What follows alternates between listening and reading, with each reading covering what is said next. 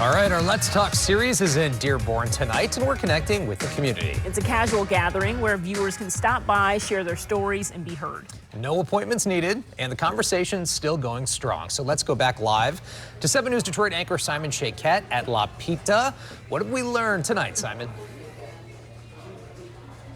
Just a fantastic day here at La Pita. I want to first mention that Tira Braddock and Faraz Javed, who you see right here talking with someone, are here with us along with other colleagues. And we're learning so many meaningful stories happening in this community.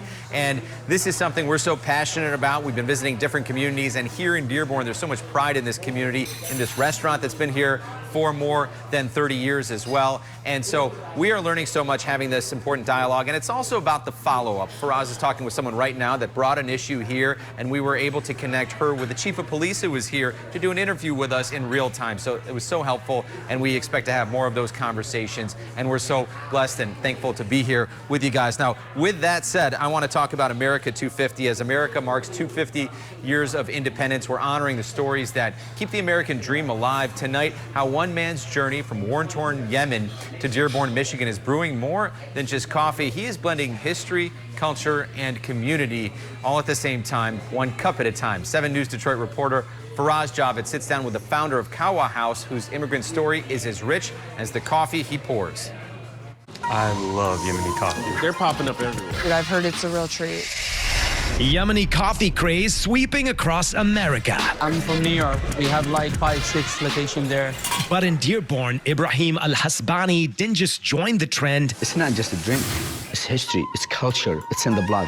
He started it. I feel very proud because I really changed the history of the coffee. I will bring the history back to the Yemeni coffee. The 41-year-old brought Yemeni coffee closer to consumers. Well, it seems to be a growing commodity, especially in the Metro Detroit area. So you're telling me this cup of Yemeni coffee is uniting people? 100%. You're gonna see Christian, you're gonna see Jewish, you're gonna see white, you're gonna see black, you're gonna see Spanish, you're gonna see people from everywhere. I'll drink to that. This is Qahwah House. Brandon, go ahead. Pronounce Qahwah for me.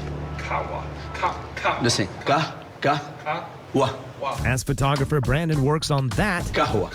Ibrahim says Qahwah is coffee in Arabic. Well, I love Yemeni coffee because it's bold, rich. It has natural chocolate flavor. The aroma, the spices, the flavor. It has natural sweetness in it. And smooth.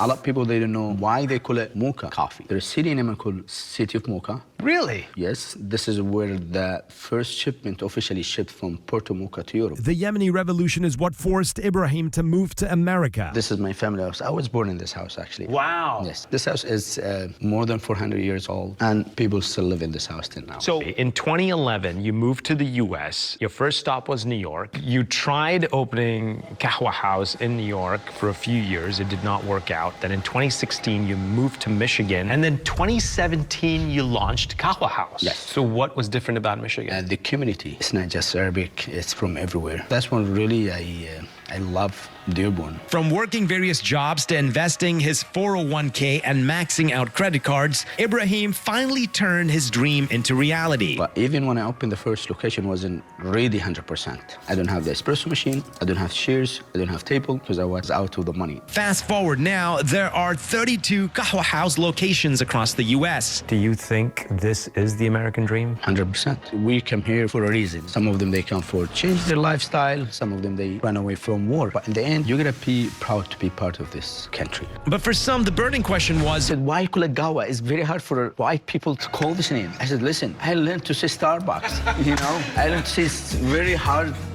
words in English, but I learned to do it. Yeah. Just let them say one word, they're gonna learn to do it. and 5 hours later. Qahwah House. Number one. Is he Yemeni now? He has to eat Yemeni food. Okay, another story for another time. Cheers, gentlemen. In Dearborn, I'm Faraz Javed, 7 News Detroit. Oh, boy. Man.